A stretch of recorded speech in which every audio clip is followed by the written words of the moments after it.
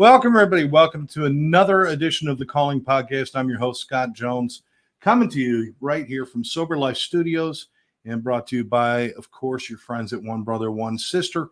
One Brother, One Sister, dedicated to helping first responders, veterans, the bail industry, just a whole lot of people, and bring them as much training information as possible to deal with trauma, PTSD, mental wellness, and, of course, addictions.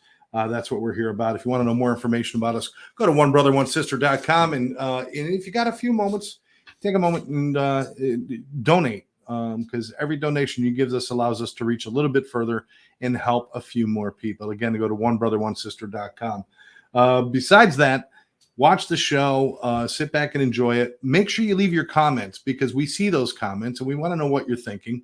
And we also want to know your questions so that we can answer them on our following shows. And also, don't forget to subscribe and share this with your friends. I've got a great guy with us. This is a guy I met, maybe 6 years ago, somewhere around that range. And he was involved with the bail industry. We were just getting involved with working with bail agents, bounty hunters, and all the other people in the bail industry. And this guy is now the president of PBUS, which is the largest bail industry association that there is. And he's got a lot to share with us. This is David Stuckman, and David is from, I'm not sure if you're there now, but from Kansas, right? Yes, from Manhattan, Kansas. Manhattan. Little Apple. It's the other Manhattan. Little Apple. Now, I know you're busy putting together a big conference for the bail. Have you been spending time it's in Mobile, Alabama. Have you been spending time there trying to put it together? No. We're not on site. We're just doing it from afar. Well, that's good. Yeah, that's good. Modern technology does have some advantages, does it not? Yes, right? It does. So tell me, first of all, David, a little bit about you. Was this like something you wanted to do since you were a kid, go into the bail business or something? Or how did this come about for you? I was an insurance agent, and I got a divorce. My wife moved to Manhattan. I was living in Dodge City, Kansas. So I told the insurance company, well, I'm moving to Manhattan to be closer to my kids. And the insurance company said, well, we don't have an agency open there, but we do have an investigator that we need. And I was doing investigations for the insurance company, which was under a bondsman by the name of Walt Gatchie. So I was his investigator. Then I was his bounty hunter. And then from that, I bought him out of his GA, and I'm the general agent for Kansas for an insurance company. So I have agents all over the state of Kansas. Wow. Now, we were talking beforehand, and bail was a hot topic not that long ago. Maybe 4 years ago, it was really kind of a hot topic for people. And just maybe it's always been there, but the general public started hearing things about bail reform. States talked about dropping bail and doing different things. And then all of a sudden, it just seems like the last 3 years, nobody's talked about it. Is this still something that's going on? Is bail still trying to just save its own existence or adapt and change? Or tell me what's going on between you guys and the government.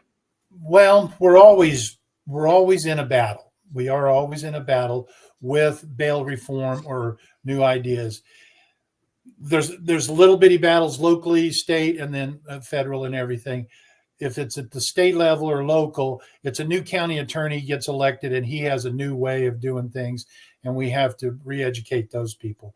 We're constantly educating lobbyists or legislative people. Matter of fact, our convention in PBS, we're getting all the lobbyists nationwide to come down to share ideas, network, and possibly make some bill resolution of ideas of new bills that we can to protect our profession.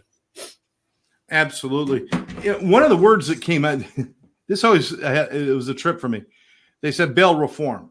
Yes. Now, as a human being who took English, I hear the word reform and it means to make a change. But what they were really talking about back then was bail elimination. Yes. So, I mean, did that ever bother you? It's like, stop using that word reform. You're trying to get rid of us. Well, it's constitutionally your right to have bail. So they have to word it, they have to do the play on words because you're always entitled to bail. And they're reforming it to the way they're going to reform it was to eliminate cash bail bondsmen. They were going to get rid of the bondsman as an individual that posts the bond and help the people out, because they always say bail is not affordable. Well, bondsmen help it to be affordable. If it's a $10,000 bail, not too many people can post $10,000 cash, and traditionally it's 10% to a bondsman. So we make it more affordable for people to get out, and we work with them. Sometimes we even have to take payments, which that's where we make it affordable. But they're just trying to totally get rid of the bondsman. And what are they thinking? They're just going to have the courts actually do it themselves? Yeah. Now, obviously, in the state of Illinois, they got rid of cash bail entirely. Either you're in jail or they let you out. There's no money at all, not even $50 that they pay. There's no money at all, and that's going to be a disaster. Just hide and watch. It will not go well. Well, I know there were states that took it away, then put it back because they realized it was a mess. Yeah, they're coming back. Yes, they are coming back. That pendulum has swung way out here to the extreme to the left. Now it's coming back to the right.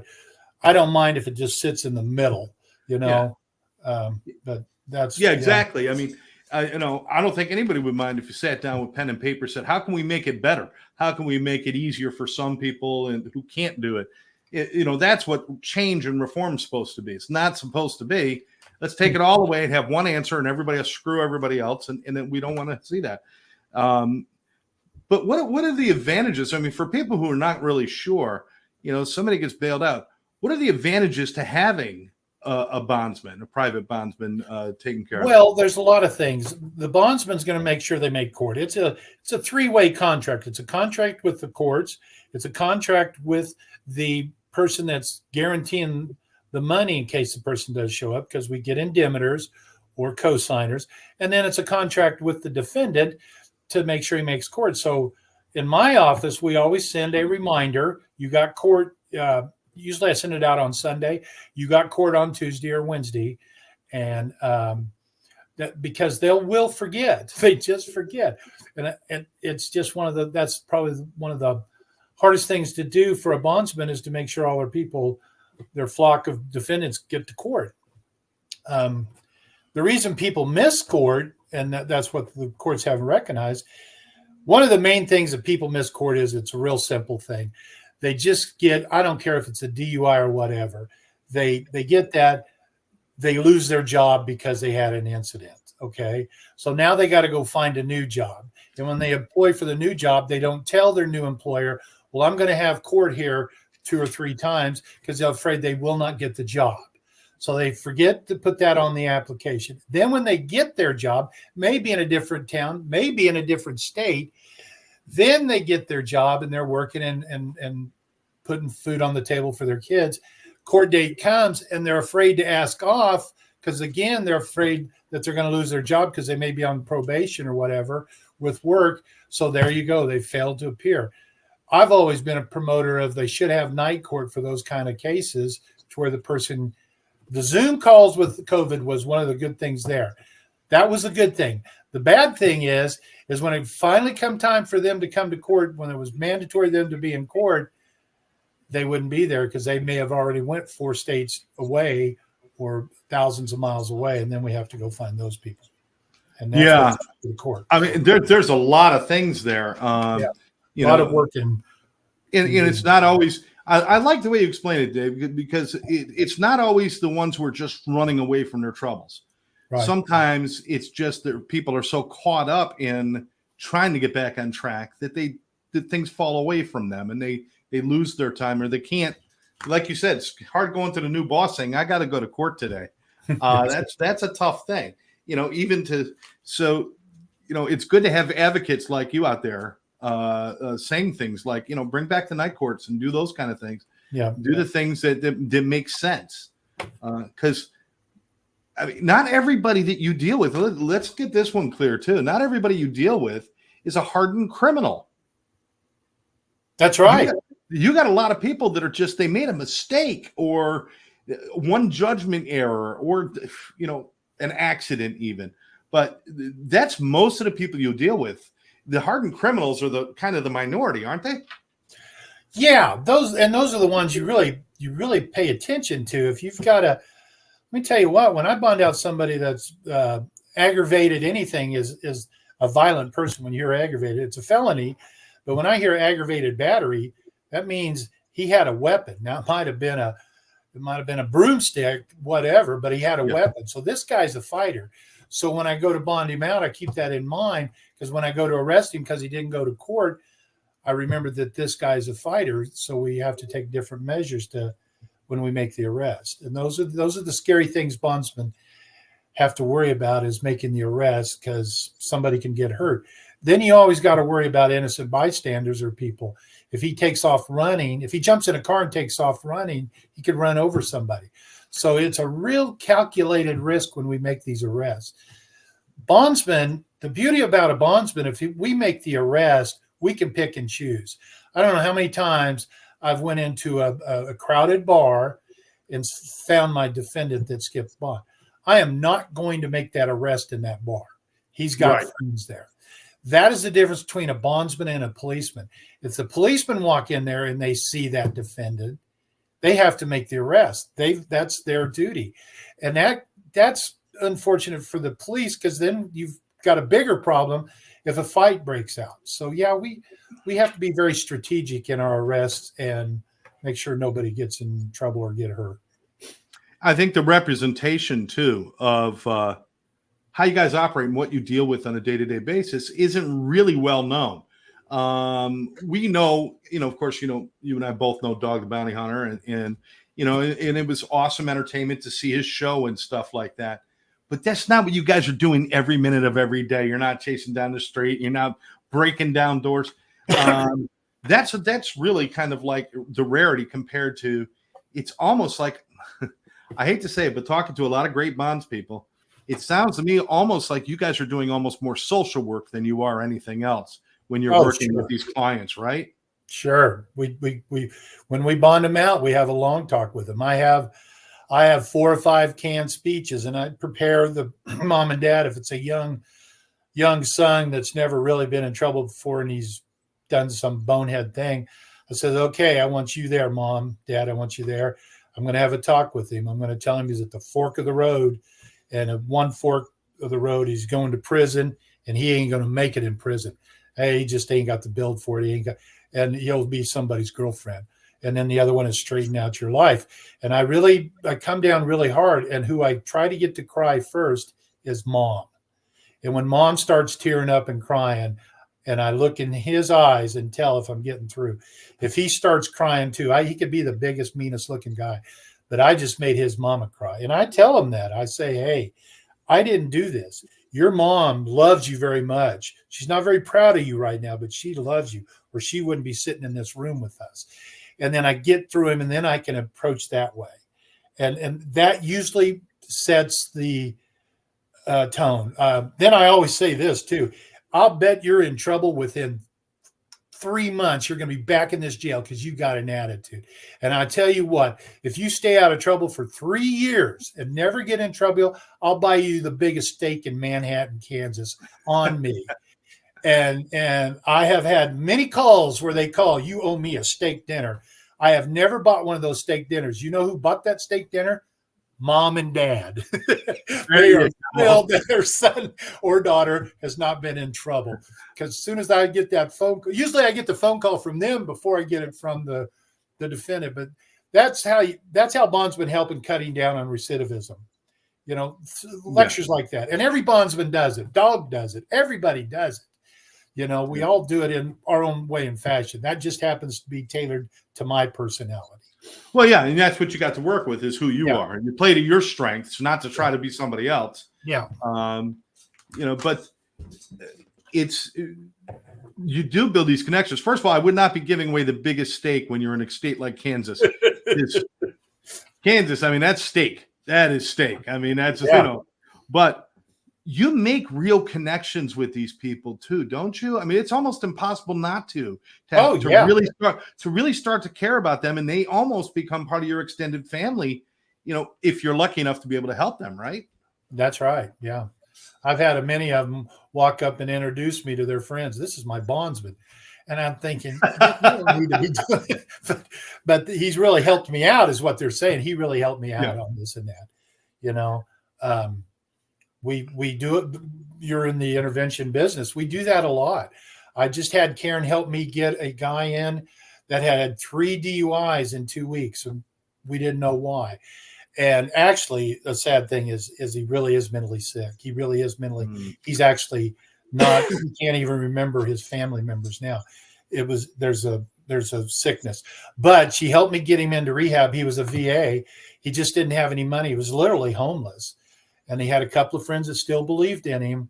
And we got him checked into there, and then they called me and says, yeah, he's never going to go to court because he may never get out of the hospital. And they took him out of the rehab center and checked him into another hospital. I meant to tell Karen that when I was talking to her the other day. She knows who, but she definitely was instrumental in getting that guy help. But 85% they say 85% of the people that are in jail or been arrested are mental problems. They have mental problems. Well, a lot of that mental problem is addiction to drugs and alcohol, and that's how they're labeling that. So as bondsmen, we have to recognize that. And we do a lot of, I get a lot of people information. I've actually got it in my briefcase, a list of all the treatment centers and try to help the families get them in there. A lot of times it's successful. Not always, you can't be 100%, but a lot of times I hear great success stories. Absolutely. You're near 80%. You're absolutely right with people in prisons that are clinically diagnosed as either with an addiction or clinically diagnosed with a mental health condition. Not just, hey, you're batshit crazy. That's not what we're talking. We're talking about a real mental health condition. Yeah. Some sort of delusional behavior, schizophrenic behavior, something like that. So there's all of this stuff going on, and you've got good people who become addicted to substances, and then they commit crime as a part of that addiction. So you're constantly seeing people. I guess sometimes you must be looking at them saying, I know there's something better in there. I can see it, but unfortunately they usually can't see it. You might be able to see it, but they can't. But do you get that a lot where you see somebody and you're like, I know there's more? Yes, you do. I had he wasn't a professional football player, but he was a college football player, and he got hurt and he got hooked on the pain pills. And unfortunately, it took over his life. And he started out with the Percocets, but they finally took him off of that. And then he goes to the hard drugs, and you couldn't even recognize him. He was one of our better athletes here at K-State University years in the past. And I'd said, we got to get you help. We just got to get you help. And he literally, this guy, I'm a big person. I cast a big shadow. This guy made me look like a toothpick. Really? And still on drugs, which usually eats away at your body. And he was in tears. He said, I would do anything to get help. And please help me. And we did. Actually, the courts did. Talked to the district judge, and they said, if he'll do treatment, we'll get him in some treatment. And I don't know what happened to him because I didn't bond him out. I did not bond him out. The safest place for him was in jail, because if he'd have got out, I was afraid he'd just get back on the drugs. And we talked, and I said, I'll help you by leaving you in jail, and we'll find a different way. And I don't know what happened to him. I think he's still in treatment, truthfully. A lot of the courts actually do want to see improvement more than they want to punish. Yes. Certainly if you do the crime, you do the time, or you've got to be responsible for it. Absolutely. Even though you're under the influence or you have a mental health condition, if you do a crime, there's responsibility you have to take. But a lot of courts want to see somebody go through a change. There's always a lot of time between the arrest and by the time you go to court. And if you take that time to make changes, the courts do pay attention to that, don't they? Yes, they do. Matter of fact, I'm going to cheat and get on my phone here. We're in Mobile. We're actually having a judge who is a speaker her name is She's a judge. Jennifer Wright. She's the Mobile County District Judge, and she is part of the Drug Court and Mental Health Court. 10 years ago, they didn't have those kind of courts. Now they recognize. So now they're starting courts. We need more of those kind of courts to where that they can address that issue. We do. That's Jennifer White, and this is going to be at the Mobile Convention, Alabama, the mid-year conference for PBUS. Yes. And this is really exciting. If you want more information about PBUS, by the way, I think it's pbus.com. pbus.com. That's the website. Please go to pbus.com and just learn a little bit, read a little bit, and see what's going on if you want to get involved or maybe you just have questions. But this conference, you're going to have a lot of great speakers. Yes. We're one brother, one sister. We're going to be there with trying to get some more information out there to everybody about mental health and addictions. You're going to have the judge there. You're going to have Leland just going to be there. You got a lot of good people coming out.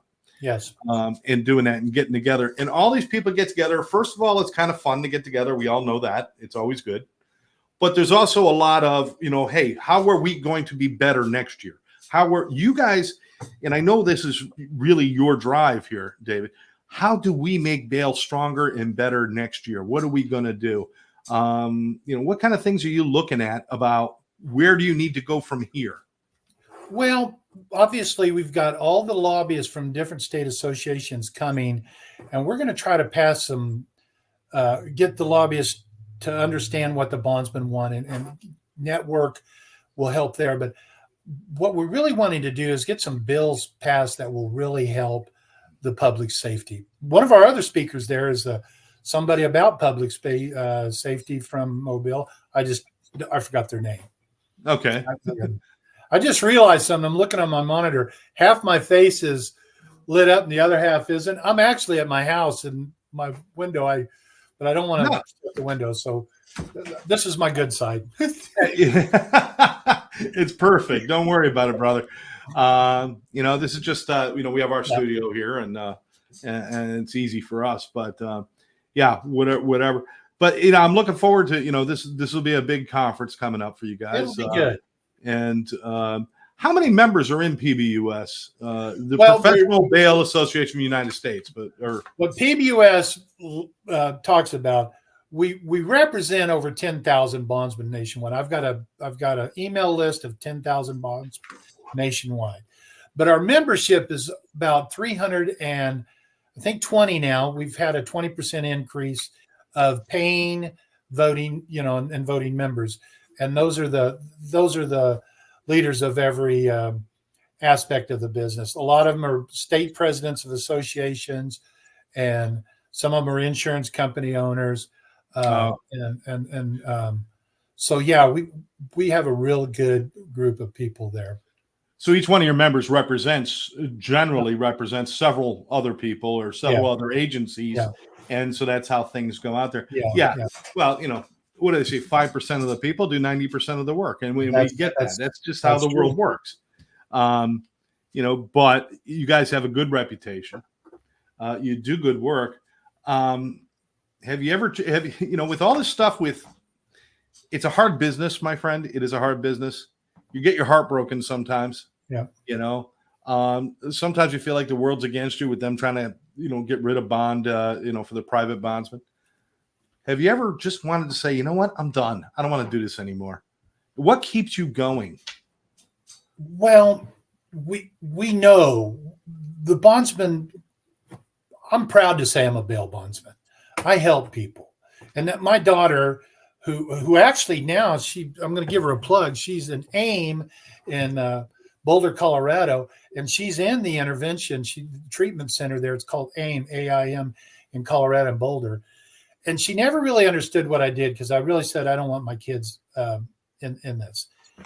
And she said, Dad, I totally appreciate a bondsman now. I understand what you do. When people come up there and tell me, your dad really helped me, that's just a feeling you can't get rid of. When your daughter is so proud of you for being a bondsman, when she used to think, because she thought I was the devil because I knew everything she did in the town of Manhattan, because everybody would call me and said, I just saw your daughter. She skipped school she's in her yellow tracker and she's driving down points. And she'd say, I felt like everybody was watching me for you. And I couldn't go to parties because one of your defended people you bonded out would rat me out and tell me that I was at the party. and but now she's a grown woman. She's a psychologist. She's doing great things. And she really appreciates what I did, So that makes me feel good. And I will probably do it till the day I die. Well, you do a service to the community. You certainly do. You help people when they're at their lowest moments. Sometimes you give them direction and hope and possibility. There's easier ways to make money, and you and I both know that there are easier ways to make money. I think people make this assumption, David. They hear, "Oh, they got $100,000 bond," and everybody says, "Oh, the bondsman just made $100,000." That is not how it works. That is not even close. No.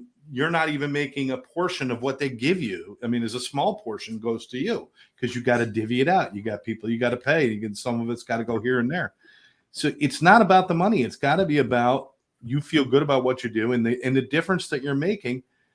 And without people like you in the neighborhoods and in our communities, there's no accountability for people that are out of jail. So we appreciate what you do, brother. Well, thank you. Every bondsman thanks you. What's that?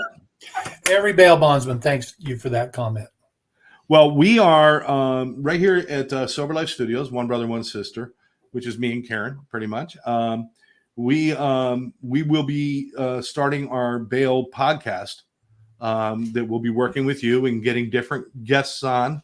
And like once or twice a month, we'll be putting shows out to explain what's going on, to talk about the hot issues, and also just to humanize the work that you do. Because, like I said, they may think it's like Starsky and Hutch out there for you guys, but it's really a whole lot more like a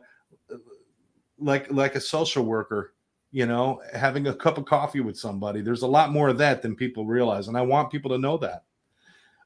David, I'm going to ask you, is there any personal stories that you could share of somebody without, you don't give any names or anything, but something that has stuck with you that has really, really changed how you feel about what you do? Oh, wow. That's a loaded question. Well, sure. I've got stories, but probably, there's good stories. There's bad stories. There's, stories when you come to make the arrest on somebody and tell them it's time to go to jail and they OD'd and died and you found the body. Those kind of stories, you don't want to hear those. They're sad or, they're sad. They always, people always talk about. I had one guy that he knew he was going to go away for a year.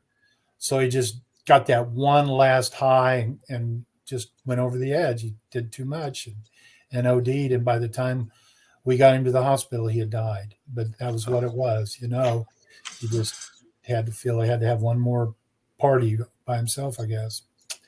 And that's a bad story. That's the ones that really hit home when you come across that. But what about the ones, David? What about the ones that really touch your heart? The ones where you're sitting in front of somebody thinking, I don't think there's any chance this person's ever going to turn their life around, and then they do. You got to have a lot of those stories too. I do, and I do. A lot of times they come back and says, "Can I get a job being a bondsman?" And I have to break the news to them. Well, you're a felon, and felons can't be bondsmen in the state of Kansas. But which is kind of funny if you think about it, because those might be the ones that would be really best at doing it. My good friend Dog is a felon, and he says, "I know better than anybody how that life is. I've been in prison. I've done this and that," and he gets to be that way. And I think a lot of people see that and they want to do that, but unfortunately, that's not true in Kansas. You can't do it here.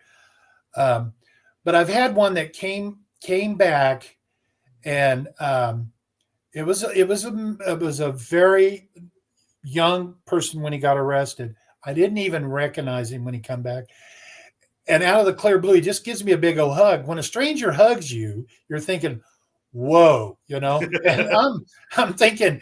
First of all, I thought, are we going to be in a tussle here or what? You know? And he said, I want to thank you. You've saved my life. And he actually was doing, he worked with the prisons when people get out of prison or going into prison. He also helps when they go into prison what to expect, which that's a scary thing when you're going in. And he has a service. And then he also, when they get out, he helped them find jobs. He helped them, get Social Security cards. And now the programs are coming.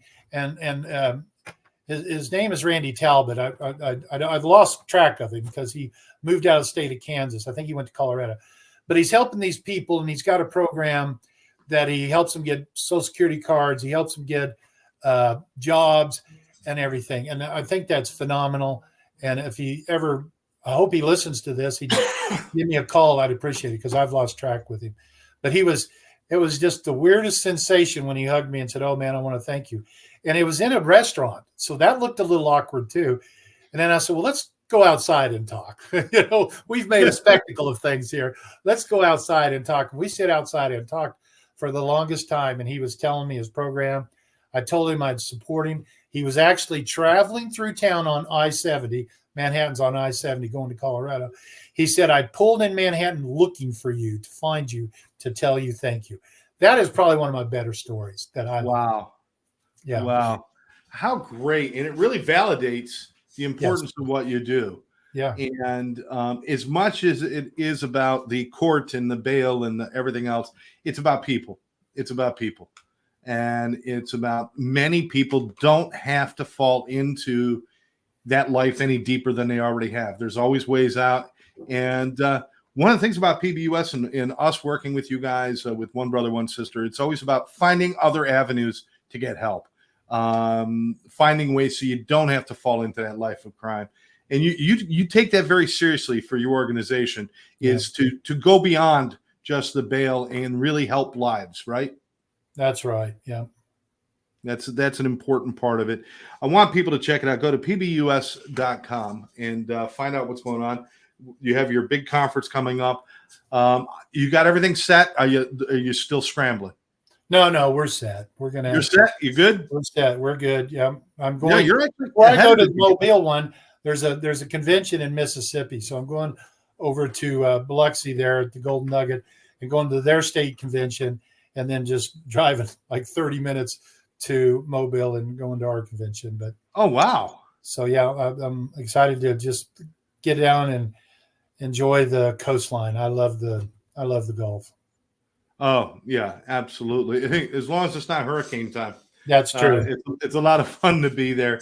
And here's hoping that we have good weather for the event coming up, and then we have. I know there's going to be great people, and it's going to be good to see you and all the people out there. Yep. Any messages you want to say for anybody who's got questions about bail? Is there any place where you can get good answers about bail in their state and things like that? We do have people that I don't really want you to call them PBS right now because Michelle's finishing up and getting ready to go. But you can email. She's going to shoot you if you say call her. Yeah. Don't be calling her right now. She'd shoot me if she saw that I solicited that. But she does get a lot of calls. But if you send an email, we answer every email, and we do get some weird questions. Okay. I have a lot of phone calls that are sent my way by judges and attorneys. They'll ask, what can I do? I'm working right now I bonded out a gal. It was 6 years ago. Young gal, should not have been arrested, but she was a mule. Her boyfriend really was the drug dealer, but she was the one caught with the drugs, and she's getting out of prison now. And I'm helping her. She's she's done good time. She's doing that. Me and her mom are filling out the form for her, and we've got her a job. There's a list of employers that employ felons. We've got her a job. We've got her a place to stay in Topeka, Kansas.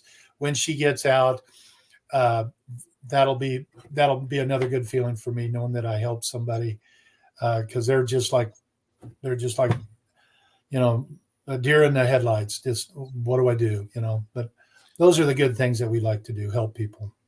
Absolutely. One last question for you, brother, because I know sometimes parents are scrambling around trying to find an agent, a bail agent or a bail company or whatever it might be.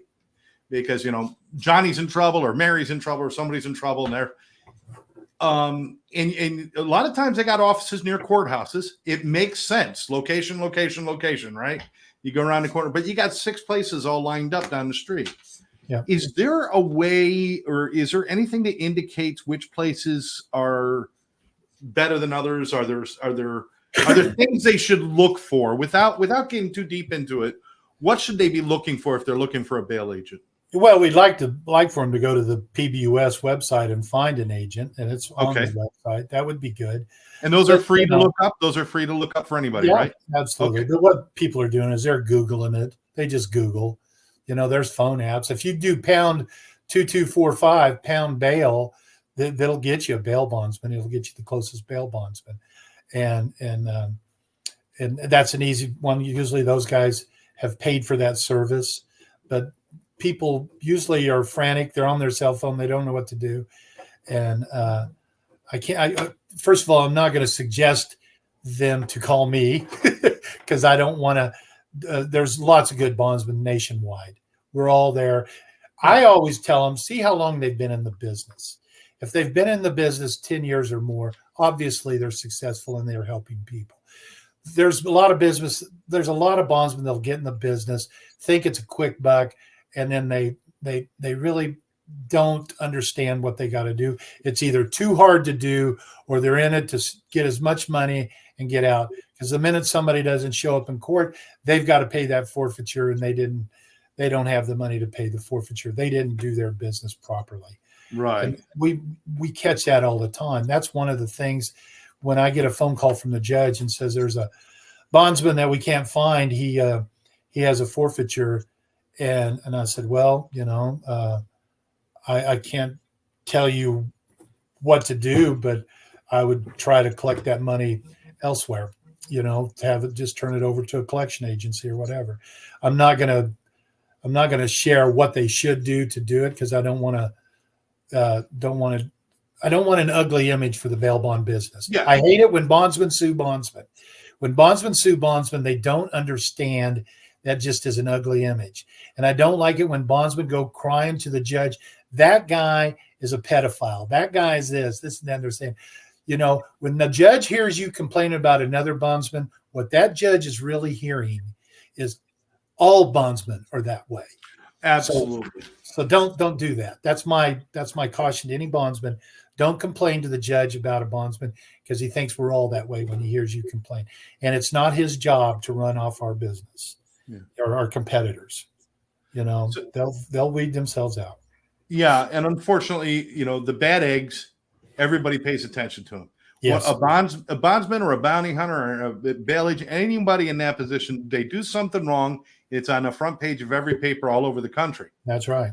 You're in Topeka in the middle of, or you're like even out in, some city in Oregon that nobody's ever heard of, but you do something wrong, it's nationwide news. Yes. But nobody covers all the good things, and nobody covers all the good places, and nobody covers the places where the city just loves having them there, and the judges and the courts work with them beautifully. They don't cover that. So we've got to be careful. And I understand that, because working with the treatment industry, somebody does something wrong and everybody is up in arms, but there's so many people that are doing the good things too. So I think using the PBUS for at least a search for bail agents is a good idea. For bondsmen, and certainly, look around, and I like that. See how long they've been in business. See if they're part of the Better Business Bureau. Whatever you want to do, but just don't panic and run into the first door. Make sure you just take a look for a minute. That's all. Yeah. David, any final thoughts, brother? You got a lot of work to do. I'm going to let you go. I enjoyed being on your show. Well, this is your show, my friend. And like I said, we're going to be starting our bail podcast so we can answer these kind of questions. You and I will talk at length about this, about having different people that we can bring in, answer questions, talk about the business, and maybe even tell people about the career path itself, because I know a lot of people want to do it, but maybe there's some things they need to know, so we'll take care of all that. All right. So, David, thank you very much for taking your time, brother. Thank you. Appreciate it. Once again, we've been talking with David Stuckman, the president of the PBUS, and he's getting ready. He's got a couple of conferences coming up. Big one is the mid-year conference in Mobile, Alabama. One brother, one sister is going to be supporting that and be there.